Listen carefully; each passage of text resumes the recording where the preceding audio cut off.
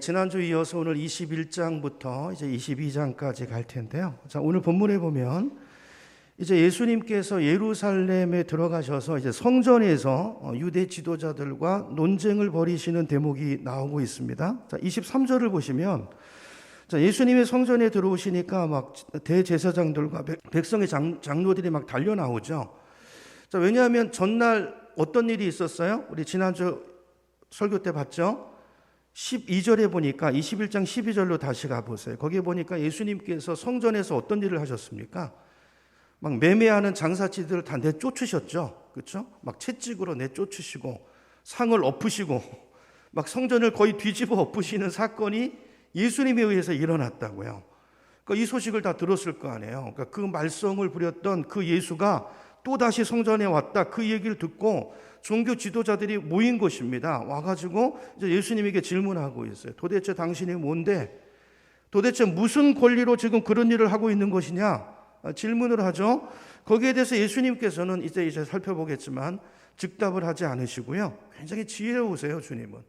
오히려 역질문을 하십니다. 이따 살펴보고요. 자, 그리고 나서 자, 예수님을 받아들이지 않고 계속해서 배척하는 사람들을 향해서 자, 오늘 세 가지 비유를 이제 살펴볼 텐데 세 가지 비유를 말씀하세요. 그 비유를 통해서 그들의 영적인 실태를 고발하면서 책망하는 내용이 이제 오늘 본문에 기록이 되어져 있습니다. 자, 세 가지인데요. 첫 번째 비유는 이제 28절부터 나오는 두 아들의 비유입니다. 두 아들의 비유. 자, 두 번째 비유는 33절부터 나오는 포도원 농부의 비유고요. 그렇죠? 농부가 뭐 주인의 종들, 보낸 종들 다 죽이고 마지막에 아들까지 죽이잖아요. 이제 그 얘기고요. 자, 세 번째가 22장 1절부터 나오는 혼인잔치 비유입니다. 자, 먼저 잔치에 초대받은 사람들 어떻게 합니까? 들은 척도 안 하고 핑계대고 안 와요. 그렇죠? 그래가지고 다른 사람들이 대신 그 잔치에 초대되는 이제 그 비유를 이제 말씀을 하세요. 자, 근데 이 세 가지 비유가 전부 다 누구를 두고 하는 얘기죠? 유대 사람들이에요. 특별히 종교 지도자들에게 지금 주님께서 비유를 하시는 말씀입니다.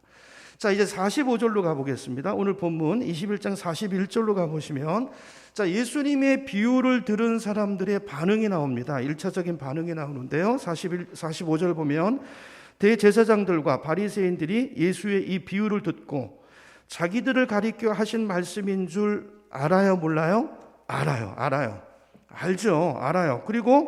그래서 이제 예수를 잡으려고 그래요. 근데 잡습니까? 못 잡습니까? 못 잡아요. 왜냐하면 사람들이, 백성들이, 군중들이 예수를 선지자로 여기고 따르니까 군중들 때문에 무서워서 못 잡습니다. 그래서 어떻게 하냐면요. 자, 22장 15절로 가보겠습니다. 오늘 본문이 길어서요. 여러분 성경으로 좀 왔다 갔다 하셔야 돼요. 마태복음이니까, 그죠?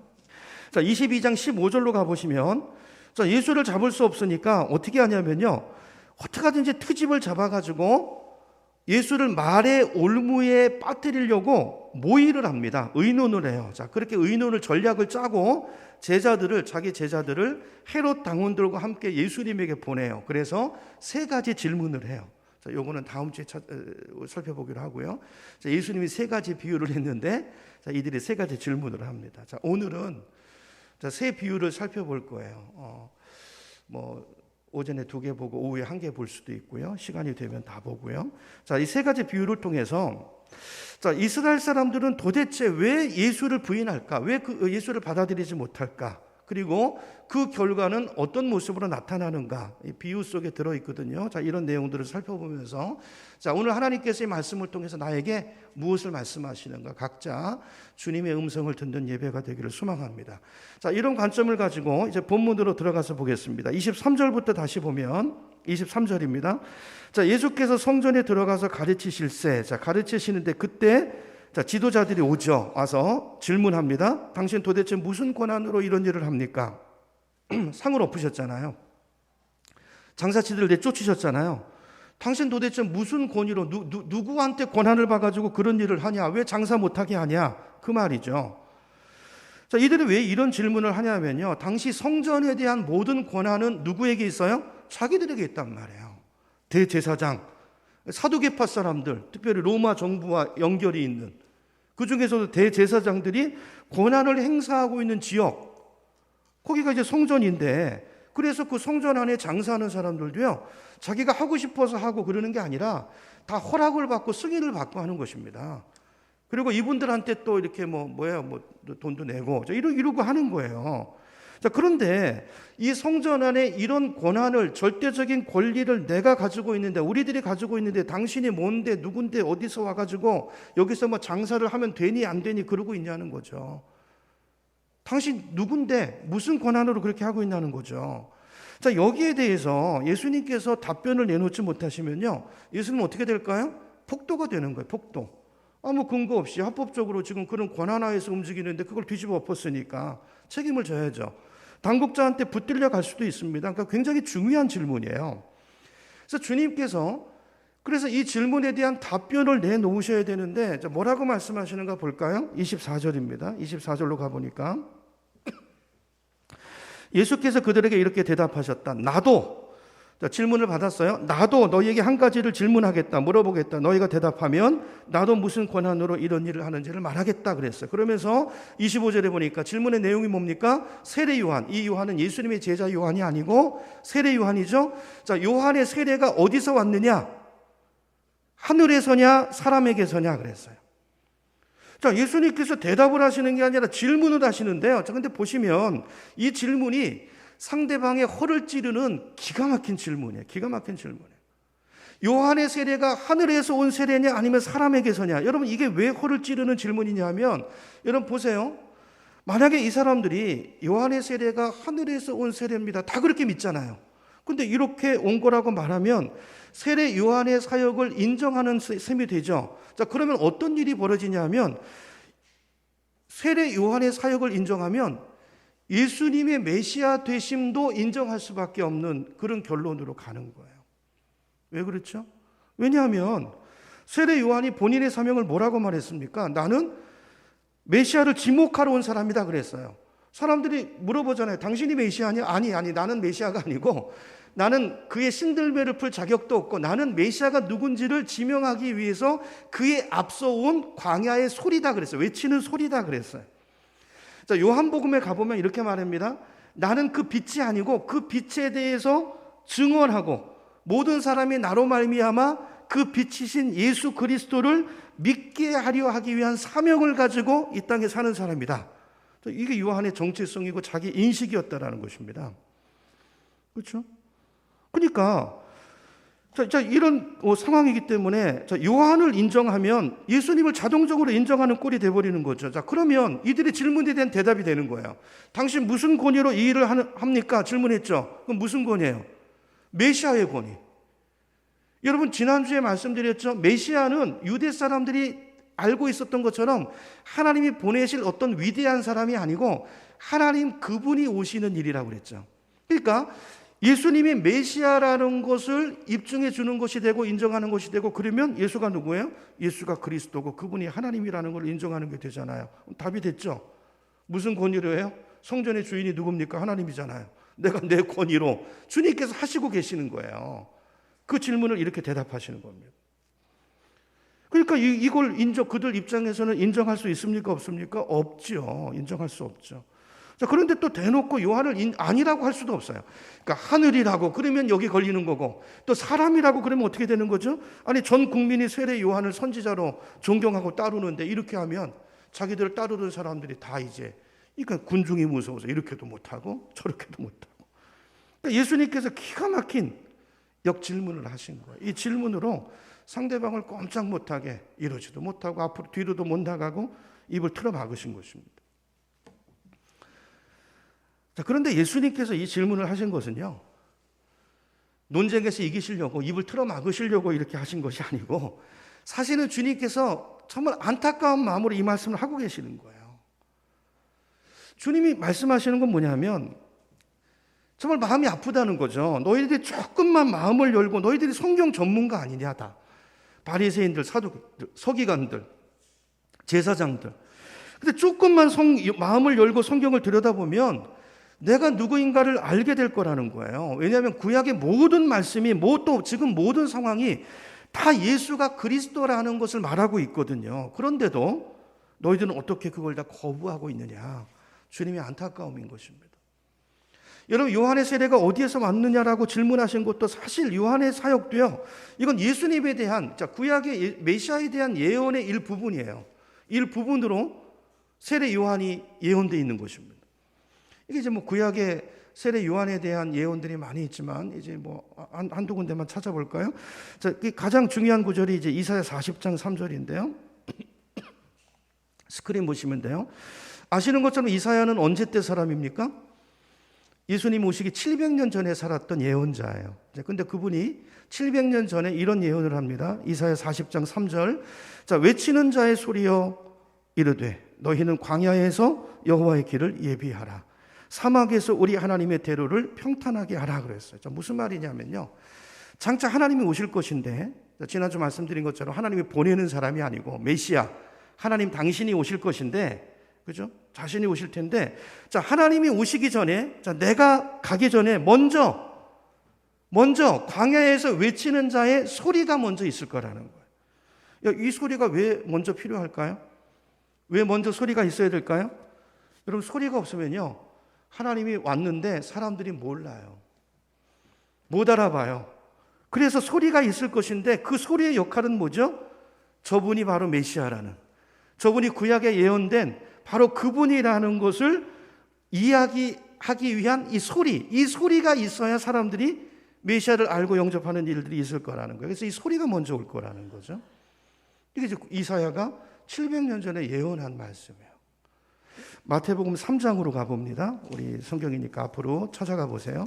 자, 마태복음 3장을 보면 자, 1절부터 제가 읽습니다. 마태복음 3장. 그때 세례 요한이 이르러 유대 광야에서 이제 세례 요한이 사역을 시작했죠.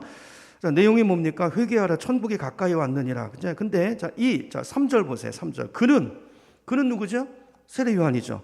그는 선지자 이사야를 통하여 말씀하신 자라. 아까 말씀드렸던 그 밑에 광야에 외치는 자의 소리가 있을 것이다 그랬잖아요. 하나님이 오시기 전에 먼저 소리가 올 것이다. 근데 그 소리가 누구라고요? 세례 요한이다. 라는 것을 지금 기록해 놓고 있는 거예요. 이게 세례 요한의 사명이다. 그걸 말하고 있는 거예요. 이 말씀이 언제 예언됐다고요? 기원전 예수님이 오시기 700년 전에 이사야라는 선지자가 한 예언이라고요. 자, 근데 이게 끝이 아니고요. 하나만 더 보죠. 자, 이사야가 이 예언을 하고 난 뒤 한 300년쯤 지나가지고요. 말라기라는 선지자가 있습니다. 말라기. 구약의 마지막 책이죠. 이분이 이제 이사야보다도 조금 더 확장된 자세한 예언을 하는데요. 그게 말라기 3장 1절입니다. 자, 스크린 보세요. 스크린 보시면 만군의 여호와가 이르노라. 자, 보라 내가 누구를 보낸다고요? 내 사자를 보내리니. 아까는 소리라고 그랬죠. 이게 사람 이게 소리가 뭔가? 이게 사람이라고 사자를 보내리니 그가 내 앞에서 길을 준비할 것이요. 그러니까 세례 요한의 사역을 말하는 것이죠. 또 너희가 구하는 바 주가 갑자기 그의 어디에요? 성전에 임하시리니 곧 너희가 사모하는 바 언약의 사자가 임하실 것이라.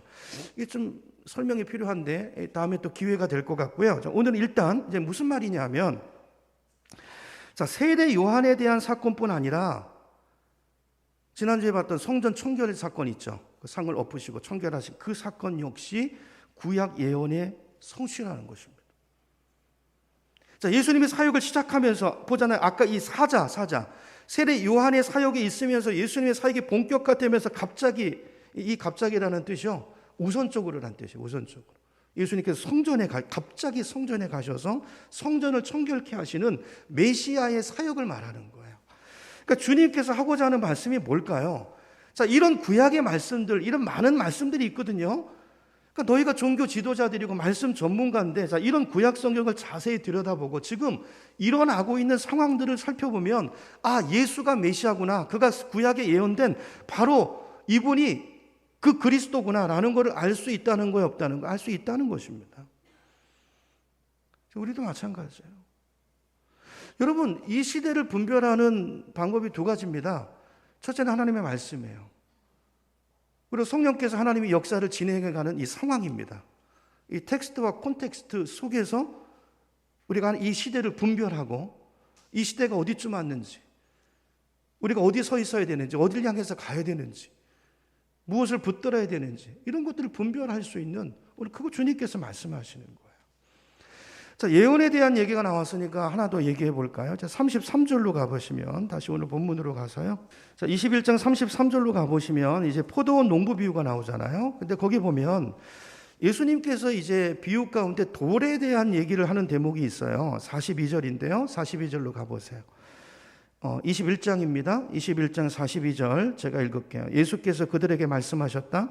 너희는 성경에서, 성경을 얘기하시죠. 이 성경은 구약 성경입니다. 그래서 그 당시는, 자, 성경에서 이런 말씀을 읽어본 일이 없느냐? 다 있다는 거예요, 성경에. 예수님이 하시는 일은요, 오셔서 모든 사역은 다 예언의 성취로서의 길을 가세요. 다 예언의 성취의 길을 가세요. 성경에서 이런 말씀 읽어본 일이 없느냐? 어떤 말씀이요? 집 짓는 사람이 버린 돌이 나오죠. 돌이 집 모퉁이의 머릿돌이 되었다. 자, 돌 얘기를 하세요. 이것은 이제 버린 돌이 모퉁이 돌이 된 것. 자, 이것은 이 일이 누가 하신 일이라고요? 주님께서 하신 일이고 우리 눈에는 놀라운 일이다 그랬어요. 자, 여기 이제 우리 성경에는 이제 놀라운 일이라고 번역이 되어 있는데요. 원문에 보면 놀라운 일이 아니고 아무도 믿으려 하지 않았다 그랬어요. 하나님이 이 일을 하셨는데 아무도 안 믿는다는 거예요. 이 구약에 예언된 거예요. 오늘 본문에 그대로 일어나죠. 자, 다시 정리하면, 자, 집 짓는 사람들이 버린 돌, 이 돌은 예수님을 말하는 거예요. 옛날에는 오늘날처럼 건축 재료가 없잖아요. 그래서 이제 돌로 쌓아서 이제 집을 이렇게 만들었는데, 그러니까 집을 짓는 사람들은 돌을 수집할 거 아니에요. 근데 돌을 수집해서 딱 들고 보니까, 아이고, 이거 뭐, 이 돌 뭐, 이거 어디 뭐 쓸 데가 있을까? 별로 쓸모 없는데? 그래서 버렸다는 거예요. 하나님께서 그 사람들이 버린 돌을 가지고 하나님 나라의 가장 중요한 머릿돌로 삼았다는 거예요. 누구를 말하는 것입니까? 예수 그리스도를 말하는 거예요. 자, 이 말은 바꿔서 말하면 우리는 사람의 겉모습을 보잖아요. 여러분, 예수님도 마구간으로 오셨습니다. 가난한 목수의 아들로 자라셨습니다. 그러니까 우리들은 그렇게 생각하죠. 무슨 나사렛에서 선한 것이 나겠느냐, 이게 나다나엘의 말이잖아요. 그러니까 우리는 겉모습을 보고, 예수의 겉모습을 보고 당시 사람들이 배척하고 어떻게 저런 사람이 메시아일 수 있겠어 받아들이지 않았지만, 그래서 영문밖에 버려서 십자가에 못 박아 죽여버리지만, 그러나 그 버린 돌을 하나님께서 어떻게 하셔가지고요, 그 하나님 나라의 주춧돌로 삼으셨다는 거, 이게 예언의 말씀입니다. 이게 시편 118편에 나오는 말씀인데요, 그 돌에 대한 예언이 이사야서로 이어져요. 그 예언은 계속 확장되거든요. 이사야서 8장을 보겠습니다. 스크린을 보세요. 이사야 8장 13절, 14절에 보면 이런 말씀이 있어요. 제가 읽을게요. 너희는 만군의 주 그분만을 거룩하다고 하여라. 그분만이 너희가 두려워할 뿐이시고 그분만이 너희가 무서워할 뿐이시다 그랬어요. 그러면서 이렇게 얘기합니다. 14절. 그는 성소도 되시지만, 예수님 말하는 거예요. 그는, 그러니까 예수가 성소라는 거예요. 그 당시 성전, 성소는 모형입니다. 모형. 진짜 성소는 예수 그리스도의 성소. 그 성소가 오셨어요. 그 상징이 더럽혀진 것을 보고 주님이 분노하셔가지고 그걸 엎으신 것입니다. 그죠? 그는 성소도 되시지만 이스라엘의 두 집안에게는 거치는 뭐가 된다고요? 돌이 나오죠. 돌도 되시고 걸리는 바위도 되시고 예루살렘 주민에게는 함정과 올가미도 되신다 그랬죠. 그는 성소가 되시지만, 여러분 기억하세요. 예수님께서 성소예요. 그래서 예수님 그런 말씀하시잖아요. 이 성소를 허물라 내가 3일 만에 일으키리라 그러잖아요. 바리새인들이 이해하지 못하죠. 그 성전은 예수님 몸을 가리키시는 거예요. 자, 예수님은 성전이 되실 것이지만, 그러나 이게 이스라엘 두 집안에게는 그게 거치는 돌이 되고, 예수를 믿지 않는 사람들에게는 걸리는 돌이 되고, 오히려 그들을 넘어뜨리게 만드는 바위가 된다. 이렇게 이제 예언하고 있어요. 이 말씀이 오늘 본문에서 그대로 이루어지고 있는 것입니다. 그렇죠? 예수님의 이런 행위들이 오히려 이 행위들에 걸려 넘어지고 있어요. 누가요? 유대인들이, 특별히 종교 지도자들이. 자, 그리고 이 예언은요, 이제 150년 정도가 더 지나서 다니엘, 이사야 다음에 다니엘에게서 더 분명하게 확장이 돼서 나타납니다. 다니엘서 2장에 보면 이런 말씀이 나와요. 나중에 이제 집에 가서 다니엘서 2장을 읽어보세요. 자, 다니엘, 그 당시 이제 바벨론 왕이 느부갓네살 왕이었는데요. 이 왕이 하루는 꿈을 꿉니다. 그 꿈의 내용이 뭐냐면 거대한 신상의 꿈을 꾸는데 이 엄청나게 무시무시하게 생긴 신상이에요. 머리는 금으로 되어 있고요. 두 팔과 가슴은 은으로 되어 있고요. 배와 넓적다리는 노수로 되어 있고요. 발은 쇳덩어리와 진흙으로 되어 있어. 무시무시한 신상을 봤어요. 이 신상은 나중에 이제 다니엘이 그 꿈을 해몽하는데 뭐라고 말합니까? 세상에서 일어날 열국들을 제국들을 말하는 거예요. 자, 그런데 어느 날 갑자기 돌 하나가 휙 하고 날라와 가지고요. 그 신상을 어떻게 해요? 박살을 내버리더라는 거예요. 자, 그리고 박살을 내고 그 돌은 좀 있다가 거대한 산으로 변화되는 그런 꿈을 느부갓네살이 꿨어요. 도대체 이 꿈이 뭘까? 그래서 고민하고 있는데 다니엘이 그 꿈을 해석해 줍니다. 자, 그 해석의 내용이 이제 다니엘서 2장 44절인데요. 자, 제가 읽습니다. 2장 44절. 자, 이 여러 왕들의 시대의 신상이죠.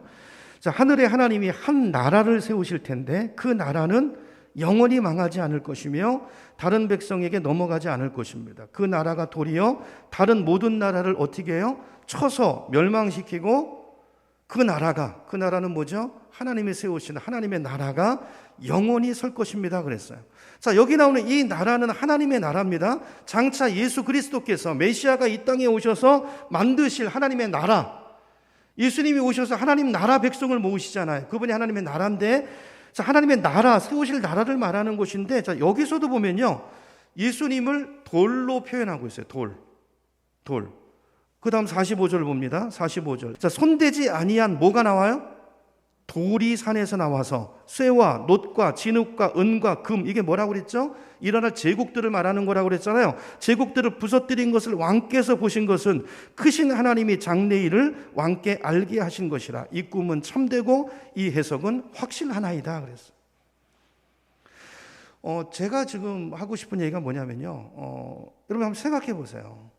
지금 이제 구약의 예언들을 지금 쭉 몇 가지 제가 소개해 드리는 거예요. 무슨 얘기를 하냐면, 보세요. 각자 예언자들이요, 다른 시대에 살던 사람들입니다. 짧게는 100년이 떨어졌고 300년의 간극이 있고, 그렇죠? 전혀 다른 시대에 살고 있는 사람들이 아니 어떻게 약속한 것처럼 한결같이 돌을 가지고 예수님을 설명하고 있냔 말이에요.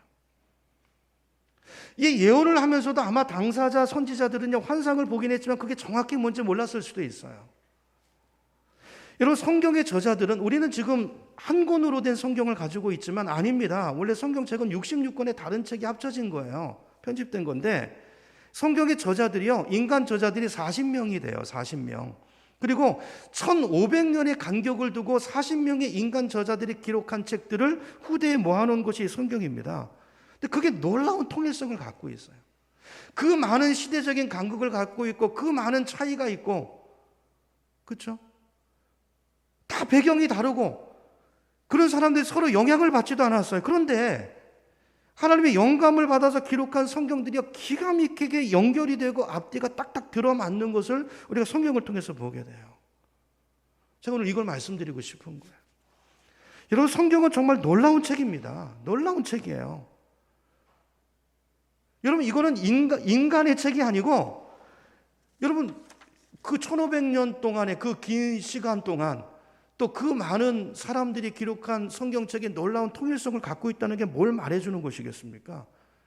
드러나는 저자는 인간 저자지만 그 배경에 누가 역사하고 있는 거예요? 하나님이 역사하고 있다는 거예요. 그러므로 성경의 실제적인 저자는 성령이라는 것입니다. 그분의 감동을 통해서 그분의 예언들이 기록되어 그 성령이 하나님이 열어주시는 그 계시들이 모아진 것이 오늘 성경책이에요. 여러분, 성경을 믿으시기 바랍니다. 말씀이 하나님이세요. 믿으십니까? 말씀이 하나님이세요. 성경을 사랑하시기 바랍니다. 성경을 사랑하는 것이 하나님을 사랑하는 거예요. 성경을 믿으시기 바랍니다. 성경을 믿는 것이 하나님을 믿는 거예요. 우리가 하나님을 믿습니다. 근데 도대체 뭘 믿죠? 그 믿음의 근거, 내용이 전부 성경에 있는 거예요. 우리가 믿는 믿음의 가장 핵심적인 내용은 예수가 그리스도라는 것입니다. 그분이 하나님이시라는 거예요. 온 성경이 지금 그 얘기를 하는 거예요. 구약이 오실 메시아 예수 그리스도를 말하고 있고요. 신약이 그 오신 예수 그리스도를 이야기하고 있어요. 이 구약과 신약이 전부 일관되게 연결이 되어 있다는 거예요. 주님이 안타까운 마음으로 말씀하시는 거예요. 말문을 막으려고 논쟁하시는 게 아니라 좀 깨닫고 믿으라는 것이죠. 여러분, 이 말씀 동일하게 오늘 우리들에게도 주시는 말씀인 줄로 믿습니다. 여러분, 저는 성경을 믿어요, 정말로. 그리고 그 성경에 예수를 그리스도라고 증언하고 있기 때문에 제가 그 성경의 증언대로 하나님을 그리스도라고 믿는 것입니다. 근데 놀라운 것은요, 성경을 믿잖아요. 여러분, 우리가 이해해서 믿는 게 아니에요. 여러분, 성경은 굉장히 논리적입니다. 절대로 기독교는 무턱대고 믿음을 강요하지 않아요. 여러분, 정말 마음을 열고 창세기부터 연구하면서 따져보세요. 이 앞에 무릎을 꿇게 됩니다. 하나님 인정하지 않을 수 없습니다. 여러분, 성경을 통해서 우리가 예수가 누구인지를 알게 되고 하나님을 알고 그분의 마음을 알게 되고 그분의 사랑을 알게 되고 그 예수를 인격적으로 만나고, 그래서 우리 인생이 변화되는 거예요. 여러분, 오늘 다시 한번 오늘 예배를 통해서 이 결단이 있었으면 좋겠어요. 오늘 예수님의 이 말씀이 여러분에게 좀 들려졌으면 좋겠습니다. 그렇죠? 성경을 사랑하시고 성경 앞에, 여러분, 성경 읽으셔야 돼요. 그리고 성경은 그냥 열리는 책이 아닙니다. 공부하셔야 돼요. 제가 말씀드렸죠. 성경은 쉬운 책이 아닙니다. 고문서입니다. 근데 쉬워요. 성령의 인도를 받아서 조금만 우리가 사모하는 마음으로 기본적인 것들을 훈련받고 배우면 성경이 놀랍게 열려요. 우리 지난주에 우리 여성경 읽어진에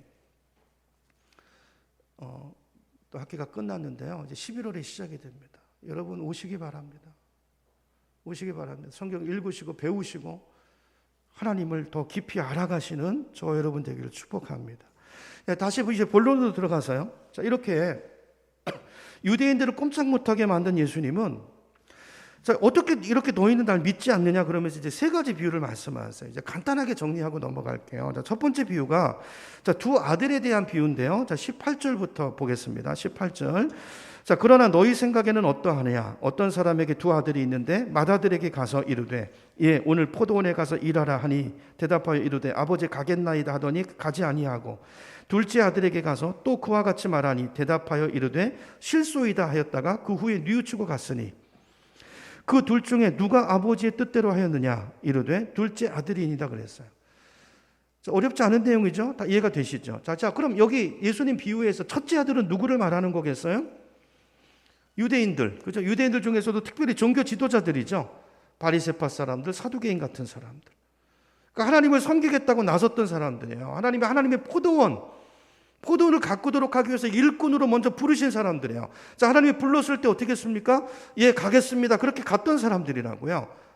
자, 근데 거기에 비해서 자, 세리라든지 그 뒤에 나오는 창녀라든지 이런 사람들은 처음에 하나님을 거부했던 사람들이죠. 실소이다 그랬던 사람들, 나 안 할래요 그랬던 사람들이에요.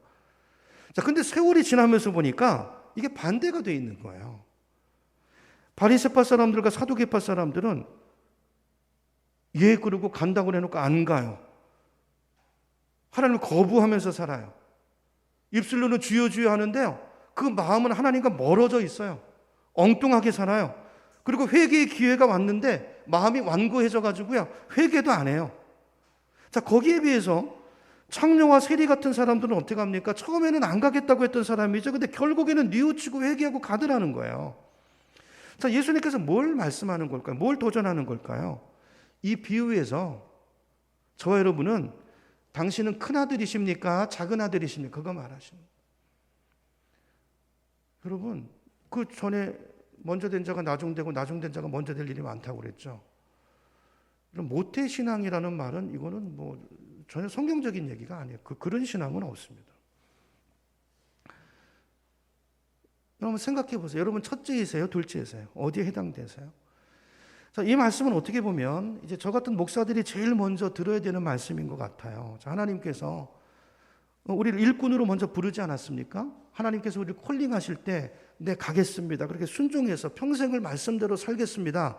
일꾼으로 살겠습니다. 주의 종으로 살겠습니다. 자, 이렇게 서약까지 하고 목사가 된 사람들이에요. 근데 살면서 보니까 하나님 뜻대로 살지 않더라는 거예요.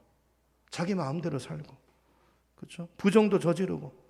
우리 마태복음 7장 23절에서 봤죠? 입술로는 주여 주여 하고 어떤 은사를 받아서 능력도 행하는데 실제로는 불법을 행하는 자들아. 내가 너희를 도무지 모르느니 내게서 떠나가라. 자, 이런 부류의 사람들이 있단 말이에요. 가겠다고 해놓고 실제로는 안 가는 사람이죠. 자, 그래서 오늘 이 예수님의 이 비유의 말씀을 가장 심각하게 받아들여야 될 사람은 사실 저 같은 목회자일 수 있죠. 기도해 주시기 바랍니다. 정말 마지막까지 주님 뜻대로 서약한 대로 소원한 대로 충성되게 살도록 여러분 그렇게 살아야 되겠죠. 자, 그런데 여러분 여기 계신 분들도 사실 이 질문에 대해서 자유롭지 않아요. 이 가운데는 장로님도 계시고 우리 안수 집사님들도 계시고 권사님들도 계시지 않습니까? 소리 집사님도 계시죠? 여러분들 역시 하나님께서 부르실 때 네, 그렇게 살겠습니다. 순종하겠습니다. 그렇게 결단하고 소원하고 나왔던 분들 아니십니까? 근데 지금 어떻게 하고 계시나요? 여러분 생각해 봐야 돼요. 나는 첫째 아들처럼 대답만 하고 안 가는 사람은 아닌가? 아니면 대답하고 정말 그렇게 살고 있는가? 우리가 정말 돌아봐야 될 지점이라는 것입니다. 오늘 주님께서 우리에게 도전하고 계세요.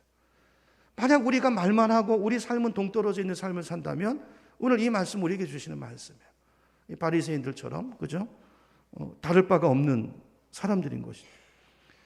첫 번째 비유고요. 자, 두 번째 비유는 자, 포도원과 소작, 포도원 이제 농부 비유인데요. 33절부터 보겠습니다. 33절. 자, 어려운 비유들이 아니니까 포인트만 잠깐씩 보고 갈게요. 33절. 자, 다른 비유를 하나 들어보아라. 어떤 집주인이 있었다. 그는 포도원을 일구고 울타리를 치고 그 안에 포도즙을 짜는 구덩이를 파고 망대를 세웠다. 그리고 그것을 농부들에게 새로 주고 멀리 떠났다. 자, 열매를 거두어들일 철이 가까이 왔어요. 그래서 종을 보냅니다. 소출을 받으려고 종들을 보냈어요. 그런데 농부들이 어떻게 하죠? 종들을 붙잡아서 하나는 때리고 하나는 죽이고 또 하나는 돌로 쳤대요. 36절. 주인은 다시 다른 종들을 처음보다 더 많이 보냈습니다. 그랬더니 농부들은 똑같이 했어요. 자, 마지막으로 그는 자기 아들을 보내면서 내 아들이야 존중하겠지 그러면서 보냈어요. 그런데 농부들은 어떻게 합니까? 아들을 보고 뭐라고 말하냐면 야, 이 사람은 상속자야. 죽여버리고 그 유산을 뺏어버리자 그랬다는 거예요. 그래서 아들을 잡아가지고 포도원 밖으로 내쫓아서 죽였대요. 자, 그러니 포도원 주인이 돌아올 때 농부들을 어떻게 하겠느냐 그랬어요. 이게 두 번째 비유예요. 자, 우선 우리가 이제 기억해야 될 게 뭐냐면, 자, 이 비유는요, 예수님이 돌아가시기 3일 전에 하신 비유예요. 여러분, 예수님의 죽음이 가깝습니다. 근데 이 비유 속에, 이 비유가 뭘 말하고 있냐면, 예수님은 당신이 어떻게 죽으실까를 정확하게 내다보고 계시는 거예요. 안타까운 마음으로 하시는 얘기죠. 그렇죠? 하나님께서 그 많은 세월 동안에 수많은 예언자들 보내고 또 보내고 또 보내고 그랬는데 농부들은 어떻게 해요? 끊임없이 죽이고 또 핍박하고 그래서 이번에는 내 아들을 보내면 아들은 존중하겠지 그랬더니 이놈은 아들이니까 영문 밖에 끌어내 죽입니다. 포도원 밖에 끌어내서. 그 모습을 고스란히 주님이 죽으실 죽음을 고스란히 예견하고 계세요. 정확하게 아시고 얼마나 이걸 내다보시면서 그 일을 행할 영혼들을 바라보면서 주님의 마음이 얼마나 안타까웠을까요? 그렇죠? 마지막 이제 세 번째 예화가 이제 22장으로 가봅니다. 이제 혼인잔치 비유인데요. 22장 1절부터 제가 볼게요. 예수께서 다시 여러 가지 비유로 그들에게 말씀하셨다. 하늘나라는 자기 아들의 혼인잔치를 베푼 어떤 임금에게 비길 수 있다. 임금이 자기 종들을 보내서 초대받은 사람들을 잔치에 불러오게 했는데 그들은 오려고 하지 않죠. 또 다른 종들을 보냅니다. 그러니까 뭐라고 말하죠? 안 와요. 그렇죠? 5절을 보니까 그 말을 들은 척도 하지 않았다고 그래서 제 갈 길로 떠나갔대. 한 사람은 밭으로 가고 한 사람은 장사하러 갔다. 이 시대 모습이죠. 자, 그리고 나머지 사람들은 그의 종들을 붙잡아서 모욕하고 죽였다. 임금이 노해서 자기 군대를 보내서 살인자들을 죽이고 그들의 도시를 불살라 버렸다 그랬어요. 자, 이 비유는 이제 뭘 말씀하는 거냐면요. 자, 이스라엘의 거부, 계속되는 하나님이 계속 그들을 사랑으로 다가가시지만 그들은 어떻게 합니까? 계속 거부하죠. 자, 그래서 이제 이스라엘의 지위가 하나님 백성이라는 지위가 이제 누구에게로 넘어가요? 교회에게로 넘어가는 것을 예수님께서 말씀하고 계시는 거예요. 21장 41절로 가보시면요. 자, 마태복음 21장 41절에도 이제 그 얘기를 하세요. 자, 40절에 이제 포도원 주인이 올 때 농부들 어떻게 하겠느냐 그러시면서 41절 악한 자들을 진멸하고, 심판이 있다는 것입니다. 심판. 그렇죠? 진멸하고 그 포도원은 어떻게 한다고요? 제때 열매를 바칠 만한 다른 농부들에게, 다른 일꾼들에게 새로 줄지니라 그랬어요. 그렇죠? 자, 세 번째 비유에서도 동일한 얘기를 하세요. 자, 먼저 청함받은 사람. 자, 혼인잔치에 먼저 불렀는데, 종들을 보내서 불렀는데 옵니까 안 옵니까? 안 와요. 들은 척도 안 해요. 자, 그러니까 이제 어떻게 하시죠? 초대받지 않은 다른 사람들에게 그 자리를 주겠다고 말씀하세요. 그 잔치, 천국 혼인잔치에 참여할 사람들이 바뀌는 거예요. 그게 이제 22장 9절인데요. 22장 9절로 가보세요. 제가 읽습니다. 자, 네 거리 길에 나가서 사람을 만나는데 혼인잔치에 청하여 오라 한대. 자, 먼저 청한 사람들이 안 오니까 10절. 자, 종들이 길에 나가 악한 자나 선한 자나 만나는 대로 모두 데려오니 혼인잔치에 손님들이 가득한지라. 자, 가득한지라. 자, 이래서 잔치에 초대받은 사람들이 누구예요? 이게 저와 여러분이에요. 저와 여러분이에요. 지금 교회를 말하는 것입니다. 그렇죠? 교회라는 새로운 공동체. 그러니까 혈육의 이스라엘에서 이제 그들이 초대 응하지 않으니까 교회에게로 넘어온 거예요. 새로운 공동체로 넘어온 것입니다. 자, 그래서 베드로 사도는 이 사실을 베드로전서 2장 9절에서 이렇게 말해요. 자, 스크린 보세요. 2장 9절. 자, 그러나 여러분은 누구죠? 교회입니다. 교회. 저와 여러분이에요. 자, 여러분에게 하시는 말씀이에요. 그러므로 여러분은 택하심을 받은 족속이요, 이스라엘 대신에 택하심을 받은 족속이요, 왕과 같은 제사장들이요, 거룩한 민족이요. 우리가 하나님의 나라라는 거예요. 나라. 새로운 민족이요, 하나님의 소유가 된 백성입니다. 아멘. 이게 저와 여러분의 정체성이에요. 자, 우리에게 이런 구원이 오게 된 것은 이스라엘 민족의 거듭되는 거절 때문이었다는 거예요.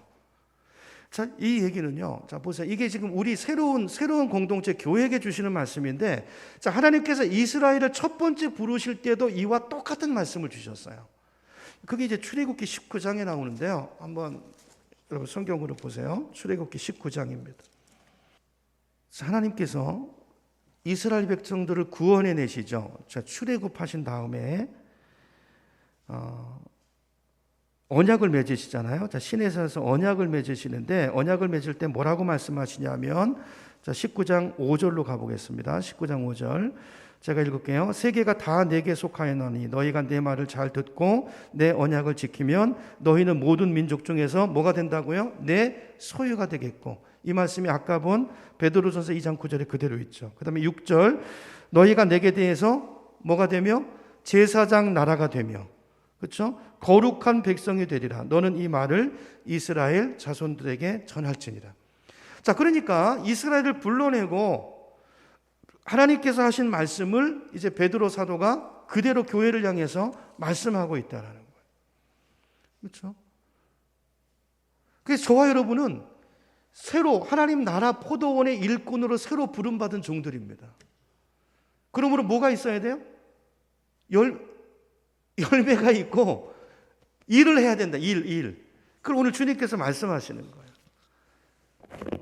일꾼이라는 걸 기억하시기 바랍니다. 그리고 청함받은 하나님 나라의 백속이고, 아까 베드로전서 2장 9절 말씀을 내가 누구인가, 그 정체성을 분명히 가질 수 있기를 축복합니다.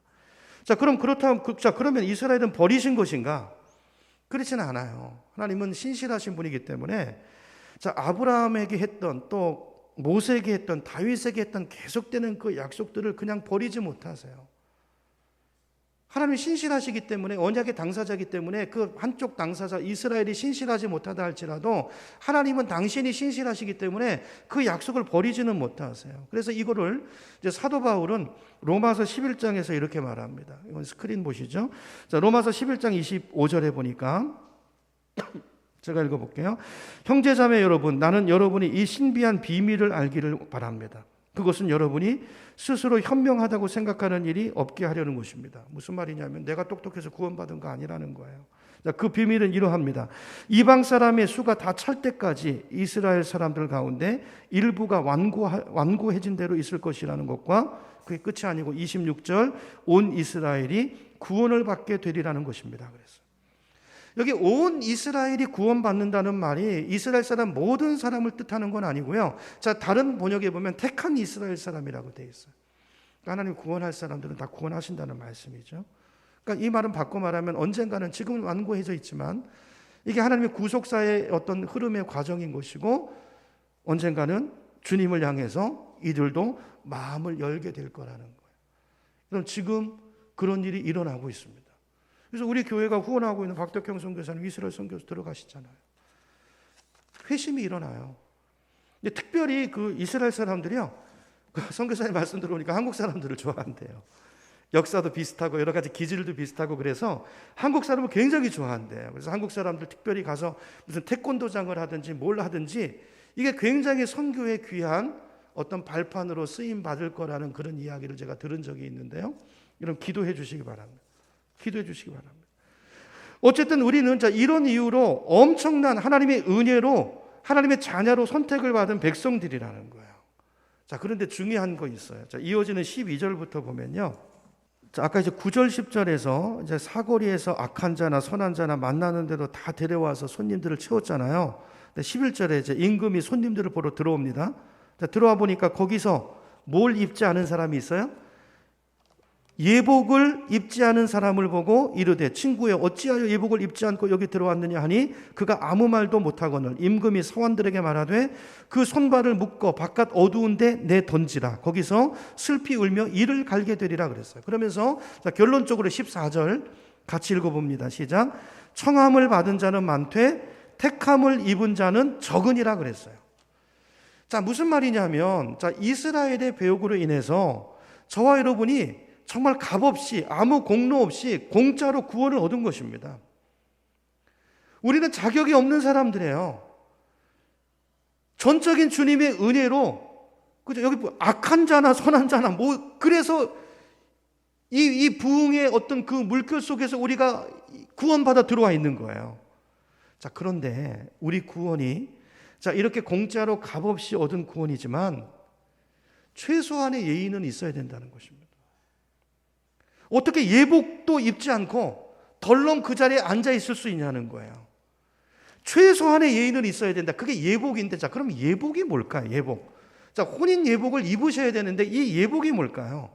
요거 오늘 세 가지로 간단하게 말씀드리고 마무리하겠습니다. 첫 번째로 예복은요, 하나님 나라를 사는 어떤 적절한 자세와 거기에 따른 열매를 말하는 것일 겁니다.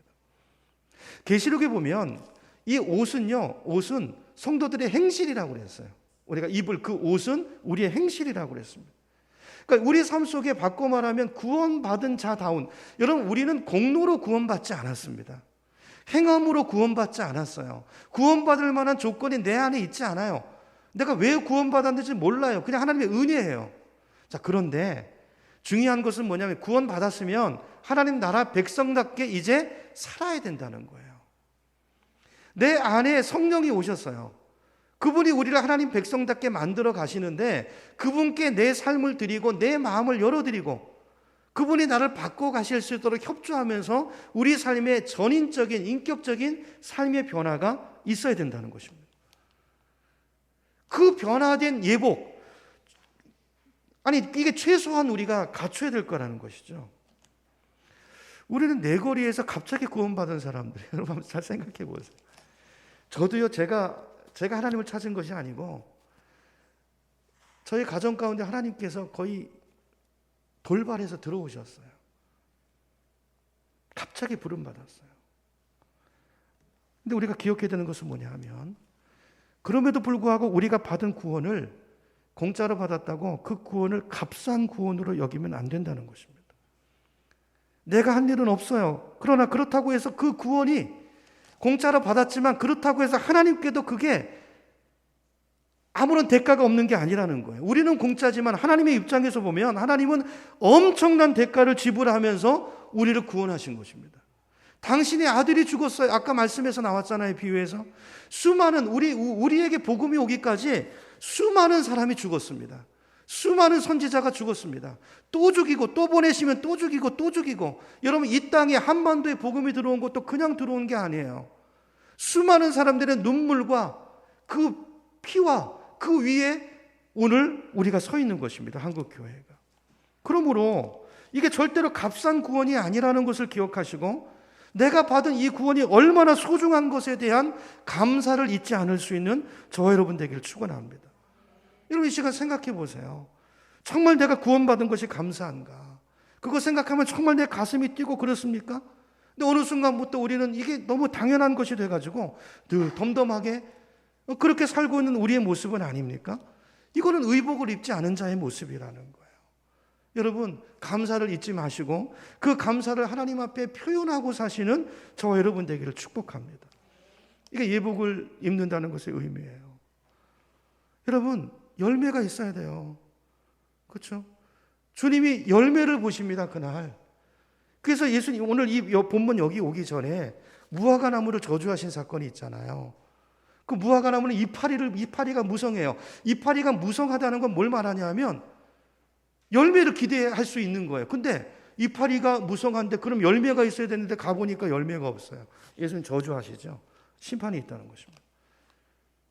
여러분 이렇게 예배를 드리고 이렇게 말씀을 듣고 얼마나 우리가 은혜 가운데 살고 있는데 내 인격의 변화가 있고 내 사역의 변화가 없고 회개의 열매가 없고 그렇다면 여러분 하나님의 책망이 있을 것입니다.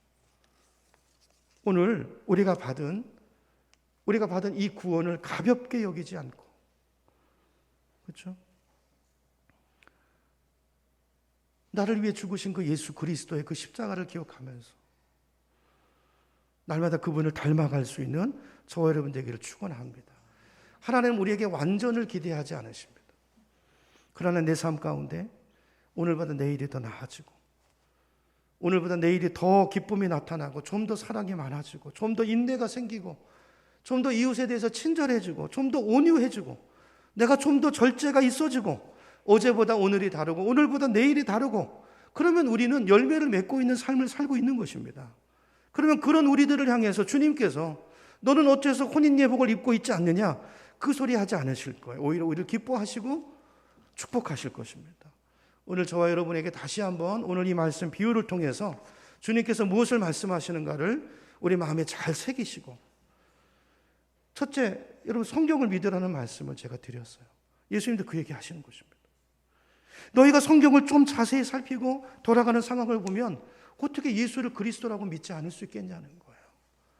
여러분 오늘 이렇게 우리에게 얼마나 이 좋은 성경들이 많습니까? 얼마나 좋은 책들이 많고 얼마나 배울 수 있는 기회가 많습니까? 그런데 게으르게 앉아있고 세상에 빠져있고 그렇죠? 사도 바울이 빌립보서 2장 12절에서 이렇게 권고합니다. 제가 읽어볼게요. 그러므로 사랑하는 여러분, 여러분이 언제나 순종한 것처럼 내가 함께 있을 때뿐만이 아니라 지금과 같이 내가 없을 때에도 더욱더 순종하여서 두렵고 떨리는 마음으로 자기의 구원을 이루어 가십시오 그랬어요. 저는 이 말씀에서 두 가지가 와닿았는데요. 내가 있을 때뿐 아니라 지금과 같이 없을 때에도 이 말인데요. 여러분 지금 우리가 처해 있는 상황이 어렵잖아요. 이 코로나 시국 속에서 교회 거의 예배를 제외하고 모든 사역이 스탑되어 있는데요. 여러분 우리 사역이 스탑되면 안 됩니다. 열매를 맺으셔야 돼요. 여러분의 삶의 자리에서 가정에서 여러분이 할 수 있는 것을 하시고 그 자리에서 섬기시고 그 자리에서 날마다 인격의 변화를 이루어 가시고 그렇죠? 더 순종해 갈 수 있는 저 여러분 되기를 축복합니다. 두 번째는 두렵고 떨리는 마음이라는 단어가 저한테 와닿았는데요. 이런 정말로 내가 받은 구원을 가볍게 여기지 마시고 내가 부름받은 이 사명, 이 자리를 소홀히 여기지 마시고 정말 두렵고 떨리는 마음 가지고 여러분의 구원을 이루어 가시고 있는 자리에서 열매를 맺어갈 수 있는 하루하루 하나님 나라 백성의 삶을 이어갈 수 있는 우리 모두가 되기를 주님의 이름으로 축원합니다.